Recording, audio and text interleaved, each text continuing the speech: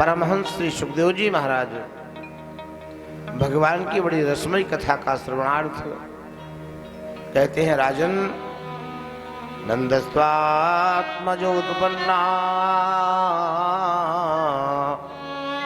जाता हलादो महामना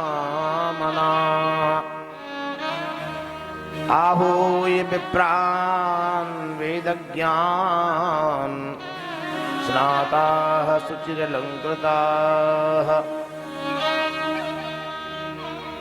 निशीथे तमुद्भूते जायमाने जनार्दने।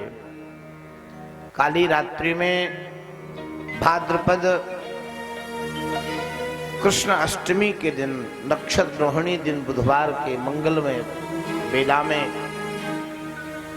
भगवान का जन्म जेल में हुआ। यद्यपि इस ब्रह्मांड में ऐसा कोई कण नहीं है जिसमें भगवान का अवतार न होता हो। इस जगत में अगर कुछ है तो भगवान ही भगवान है। भगवान अंश हैं, अंशी हैं, हम लोग अंश हैं। अब भगवान के अंश हैं, जहां हैं हम ईश्वर के अंश हैं, जहां हमें वहां ईश्वर है। पूरे विश्व में परमात्मा ही परमात्मा है, पूरा लबालब भरा हुआ है। लेकिन कभी कभी ठाकुर जी लीला करते हैं और इसको अवतारवाद कहते हैं, जहां भगवान विशेष अवतरित होते हैं, भगवान उतरते हैं। आज मथुरा में भगवती देवकी की क्रोड़ में विराजमान अपने पिता वसुदेव से कहे, हमको गोकुल भेजो। और गोकुल में जब जन्म हुआ, मध्यरात्रि में मथुरा में हुआ, सवेरे 4 बजे गोकुल में हुआ। अब समझ लेना चाहिए, एक ही लाला है, जहां जहां जाएगा वहां वहां जन्म होगा। यहाँ के लिए अथ सर्वगुणोपेता काला परम शोभना। भगवान जब आते तब काल परम शोभन, समय बहुत सुंदर हो जाता है। जोग लगन ग्रह बार तिथि सकल भय अनुकूल। ईश्वर के आने का एक विशेष लक्षण है, भगवान जब पृथ्वी पर आता है तो लगता है कि कोई आ रहा है।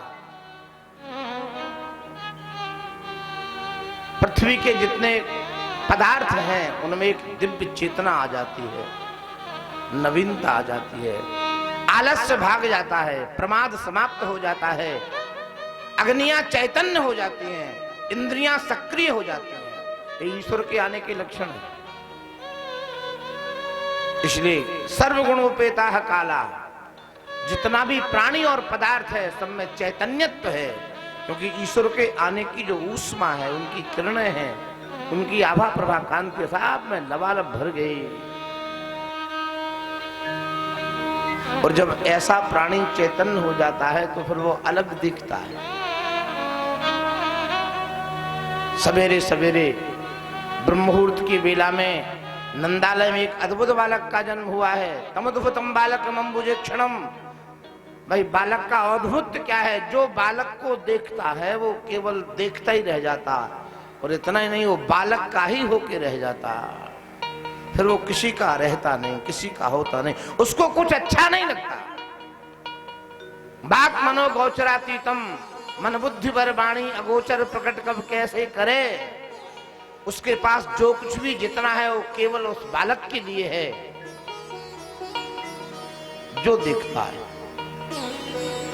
और ये सूचना जब गोकुल में गई ब्रह्ममुहूर्त की बेला में, 80 वर्ष की उम्र में बाबा नंद के नंदालय में एक सुंदर बालक ने जन्म लिया। क्या बात है, गोकुल का स्वरूप ही बदल गया। गोपाः परस्परं हृष्टा दधिक्षीर घृताम्बुभिः। यहाँ गोप, गोप का अर्थ है गोपनशील, जो अपने को छिपा के रखते हैं उनका नाम है गोप। जो प्रकट हो गया वो गोप नहीं है।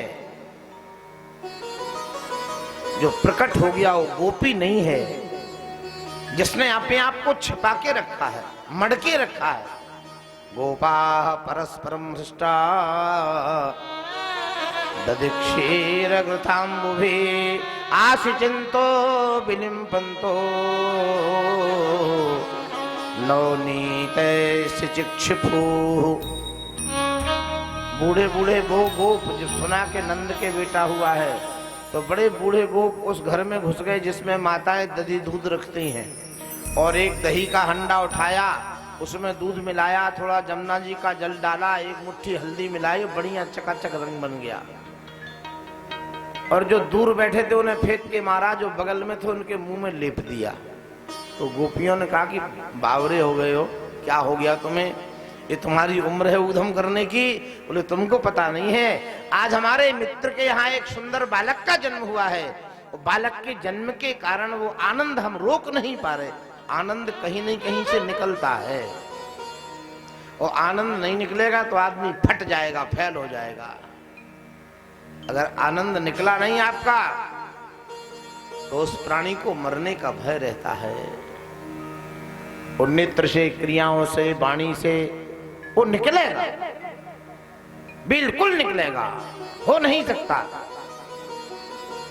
गोपा परस्परम हृष्टा दधिक्षीर घृताम्बुभिः आसिचिन्तो विलिम्पन्तो, फेंकना और लिपना।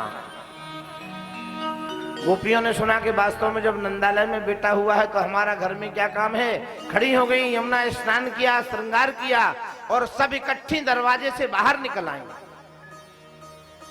लेकिन माताओं में एक सुंदर सी बात होती है, ये अगर इकट्ठी होंगी तो दो ही काम होंगे, या तो गाएंगी या फिर रोएंगी। बोलो गोविंद भगवान की।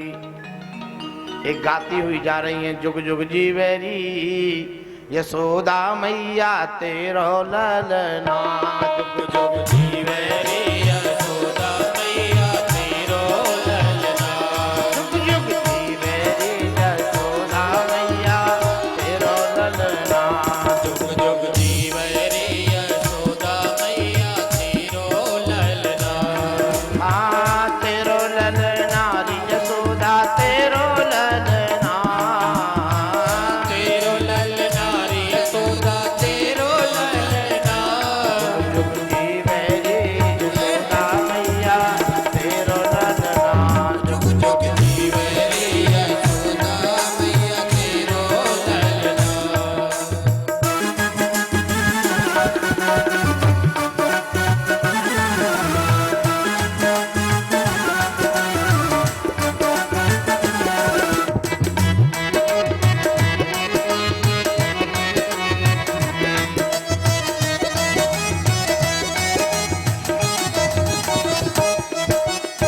बड़ भागन तू मातु यशोदा ऐसो लाला जायो, बड़ भागन तू मातु यशोदा ऐसो लाला जायो, बड़ भागन तू मैया यशोदा ऐसो लाला जायो, बड़ भागन तू मातु यशोदा ऐसो लाला जायो। तीनों लोक जगत को मालिक सो तेन गोद खिलायो, तीनों लोक जगत को स्वामी सो तन गोद खिलायो। काकों डार झुलावे मलना तेरो ललना, काकों डार झुलावे मलना तेरो ललना, जुग जुग जीवेरी यशोदा मैया तेरो ललना, जुग जुग जीवेरी यशोदा मैया तेरो ललना।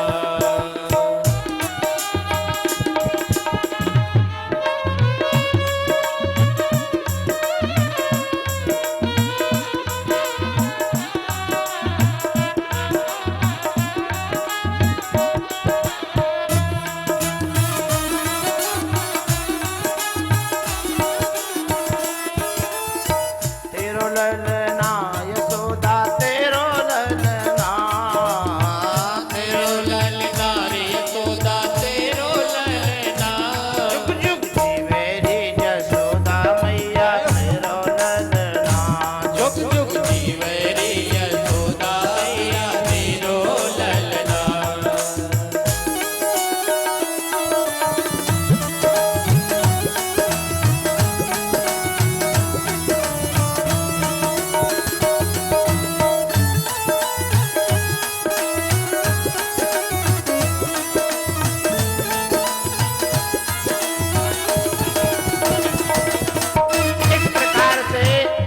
गोकुल की देवियां नंद के दरवाजे पहुंच गई। बहुत बड़ी समस्या आ गई।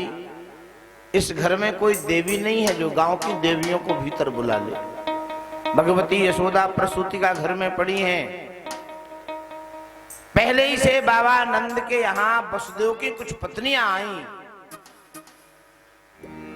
कंस के डर के मारे यहीं रहती हैं। उनमें रोहिणी प्रधान है। बाबा ने सोचा कि अगर देवियों को कोई नहीं बुलाएगा तो ये भीतर नहीं आने वाली है, क्या करें। तो नंद जी महाराज रोहिणी के सामने पहुंच गए। रोहिणी बहू है, नंद जी जेठ हैं। हमारे भारत की परंपरा में बहू जेठ की बहुत मर्यादा करती है। हमारे अयोध्या प्रांत में तो बहू का कपड़ा, जेठ का कपड़ा बहू स्पर्श नहीं करती है। हाँ, इतना बचाव रहता क्योंकि ज्येष्ठ है। ज्येष्ठ माने बहुत श्रेष्ठ है वो। आज नंद ने सोचा कि अब क्या करें, धर्म संकट है। सारे नगर की देवियां दरवाजे खड़ी हैं और जब तक कोई देवी भीतर से बाहर नहीं निकलेगी ये भीतर नहीं जाएंगी। तो नंद जी हाथ जोड़ करके रोहिणी के सामने खड़े हो गए। रोहिणी चा महाभागा का बाबा जी का अरीति करो, आप बड़े बूढ़े हमें हाथ खाई को जोड़ो। तो श्री वसुदेव जी से श्री नंद जी ने कहा कि देखो आज अपने घर में आनंद है, सारे नगर की देवियां बाहर खड़ी हैं, भीतर नहीं आ रही हैं। आप तैयार होकर के उनको भीतर ले आओ। यहाँ तर्क है। रोहिणी एकांत में बैठी रहती हैं। रोहिणी किसी से हंस के बात नहीं करती, रोहिणी श्रृंगार नहीं करती। रोहिणी एक समय प्रसाद पाती और नारायण का जप करती हैं। क्यों भाई, ऐसा क्यों? ऐसी देवी को शास्त्र में प्रोषित भर्तिका कहते हैं। जिनके पति रोगी हो, बीमार हो, जेल में हो, विदेश में हो, उन देवियों को संपूर्ण श्रृंगार करने का शास्त्र आदेश नहीं करता। बाबा नंद की प्रार्थना पर रोहिणी खड़ी हो गई, यमुना जल में स्नान किया है और तैयार होकर के ज्यों दरवाजे पर आई त्यों सारे नगर की देवियां एक साथ नंदालय में खचाखच भर गई। तिल रखने को जगह नहीं है और सारी गोपियों के मन में है कि एक साथ एक बार में ही हमें लाला का दर्शन सबसे पहले हमें हो जाए, सबसे पहले हमें हो जाए। ये संभव नहीं है। क्या करें? महारानी रोहिणी ने यशोदा से सलाह ली कि एक एक गोपी अगर जाएगी तो 1 साल बीतेगा और ये संभव नहीं है। इसलिए आपकी अगर आज्ञा हो तो सुंदर चंदन के पलन में लाला को डाल दे तो सब लोग एक बार में दर्शन कर लेंगे।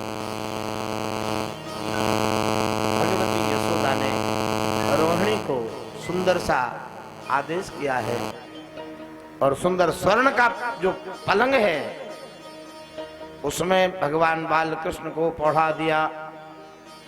एक बार में समस्त गोपियों ने दर्शन किया। एक बार में हासम हरे रमणिता खिल्लोक तीव्र शोकाश्रु सागर विशोषण मत्युदारम। और जैसे बालक का दर्शन हुआ, क्या कहना है, गोपियां झूला झुला रही हैं। पलना में ललना झुलावे यशोदा मैया, पलना में ललना, पलना में ललना झुलावे मैया, पलना में ललना, पलना झुलावे और ललना खिलावे, पलना झुलावे ललना खिलावे, पलना झुलावे, हाँ हाँ पलना झुलावे और ललना खिलावे, पलना झुलावे और ललना खिलावे। अब गौरी जावे बाबा नंद को बुलावे, अब गौरी जावे बाबा नंद को बुलावे, पलना में ललना झुलावे यशोदा मैया, पलना में ललना, पलना में ललना झुलावे मैया, पलना में ललना। आज दिन सोने सो महाराज, आज दिन सोने को महाराज,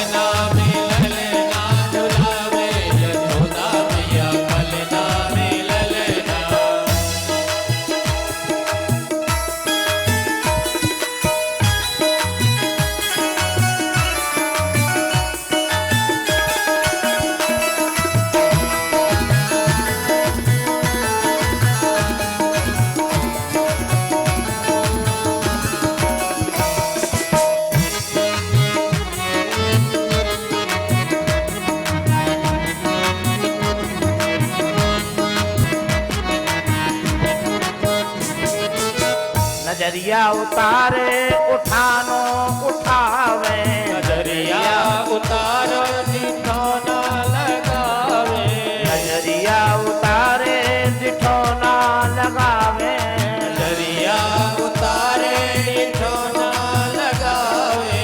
पलना में ललना